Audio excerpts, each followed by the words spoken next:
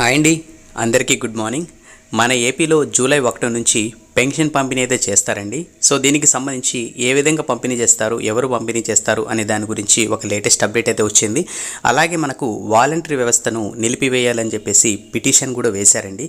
So దీనికి సంబంధించిన వివరాలు కూడా మనము పూర్తిగా తెలుసుకుందాము. నెక్స్ట్ మనకు వాలంటరీకి సంబంధించి కొత్త నోటిఫికేషన్ ఎప్పుడైతే ఉంటుంది, అలాగే దీన్ని ఏ విధంగా ముందుకు తీసుకుని వెళ్తారు అనే దాని గురించి మనము ఈ వీడియోలో తెలుసుకుందాము. అలాగే ఎవరైతే కొత్తగా చూస్తున్నారో ఈ వీడియోని లైక్ చేయండి. మీరు ఇచ్చే లైక్ వల్ల మన వీడియో ఇంకో నలుగురికి యూట్యూబ్ ప్రమోట్ చేస్తుంది. అలాగే ఎలాంటి డౌట్స్ ఉన్నా కూడా మీకు జస్ట్ కామెంట్ అయితే చేయండి. ఇంకా మనం అప్డేట్ అయితే చూద్దాం.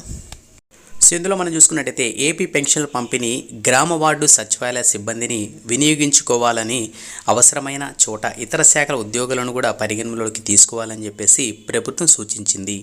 ఒక్కొక్క ఉద్యోగికి 50 మంది లబ్ధిదారులకు మించకుండా కేటాయించాలని ఉత్తర్వులు జారీ చేసింది. జూలై 1న ఉదయం 6 గంటల నుంచి ఇళ్ల వద్దే వెళ్లి పెన్షన్ ఇవ్వాలని, వీలైనంత వరకు మొదటి రోజే అందరికీ నగదు అందించాలని అధికారులు స్పష్టం చేసింది.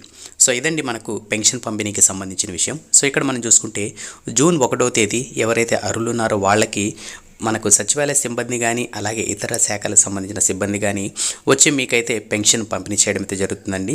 సో ఈసారి ఏంటంటే మనకు 7,000 రూపాయలు అయితే పంపిణీ చేస్తారు. ఆగస్టు 1 నుంచి మళ్ళీ 4,000 రూపాయలు అయితే పెన్షన్ ఇవ్వడం అయితే జరుగుతుందండి. సో ఇది పెన్షన్కి సంబంధించిన విషయము. సో అలాగే మనకు వాలంటరీ వ్యవస్థకు సంబంధించిన విషయాలు కూడా చూద్దాము. రాష్ట్ర వ్యాప్తంగా వైసీపీ హయాంలో నియమించిన వాలంటీర్లను తొలగించాలని హైకోర్టులో పిటిషన్ దాఖలైంది.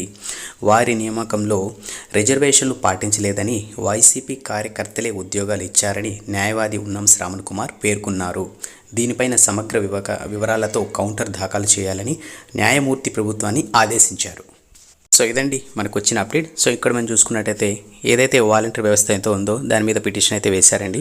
సో దానికి సంబంధించి ఇంపార్టెంట్ డాక్యుమెంట్స్ కానీ వివరాలు కానీ కోర్టుకి అయితే సబ్మిట్ చేయాలి. సో దీని తర్వాత వాళ్ళు మళ్ళీ రీవెరిఫికేషన్ చేసి దీన్ని ఏ విధంగా ముందుకు తీసుకెళ్ళాలి అనే దానికి సంబంధించి అప్డేట్ అయితే ఇస్తారు.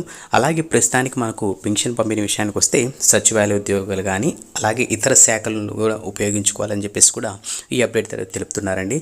సో ప్రతి ఒక్క ఎంప్లాయీ 50 మందికి అయితే పంపిణీ చేయడానికైతే దానికి సంబంధించిన ఆదేశాలు కూడా జారీ చేయడం అయితే జరిగింది.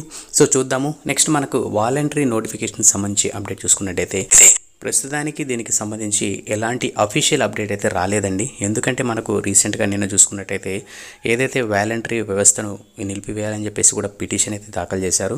సో దీనికి సంబంధించిన డాక్యుమెంట్స్ కానీ వివరణ అయితే కంపల్సరీగా కోర్టుకు అయితే ఇవ్వాలండి. దాని తర్వాత దీన్ని ఏ విధంగా కొనసాగించాలి, రిజైన్ చేసిన వాళ్ళని ఏ విధంగా తీసుకోవాలి, వీళ్ళకి శాలరీస్ ఎప్పుడు ఇంక్రీజ్ చేయాలి, నోటిఫికేషన్ ఎప్పుడు విడుదల చేయాలి, ఎంతమందిని తీసుకోవాలి అనే దాని గురించి ఇంకా చర్చలు అయితే జరుగుతున్నాయి. సో దీని గురించి ఇంకా క్లియర్గా ఐడియా అయితే రాలేదండి. సో చాలామంది ఫేక్ న్యూస్లో అయితే కొత్త నోటిఫికేషన్ అని అలా అని. సో ఇంకా ప్రస్తుతానికైతే ఎలాంటి అప్డేట్ అయితే రాలేదు. సో దీనికి సంబంధించి ఎలాంటి అఫీషియల్ ఇన్ఫర్మేషన్ వచ్చినా కూడా తప్పకుండా మీ అందరికీ తెలియజేస్తాను. సో ప్రస్తుతానికైతే మనకు ఈ నెల పెన్షన్ పంపిణీ అది అంటే మనకు జూలై 1న సచివాలయ ఉద్యోగులు అలాగే ఇతర శాఖల నుంచి ఎవరైతే ఉంటారో ఎంప్లాయీస్ వాళ్ళ ద్వారా అయితే పంపిణీ చేస్తారు. నెక్స్ట్ మనకు ఆగస్టు 1కి ఏ విధంగా చేస్తారు అనే దాని గురించి ఇంకా స్పష్టత అయితే రాలేదు. సో చెప్తానండి ఆ ఇన్ఫర్మేషన్ కూడా వచ్చినా కూడా. ఈ వీడియో నచ్చినట్టయితే లైక్ చేసి మన ఛానల్ని సబ్స్క్రైబ్ చేసుకొని సపోర్ట్ చేయండి. నెక్స్ట్ అప్డేట్తో మళ్ళీ కలుద్దాం. అంతవరకు కీప్ స్మైలింగ్. శుభదినం.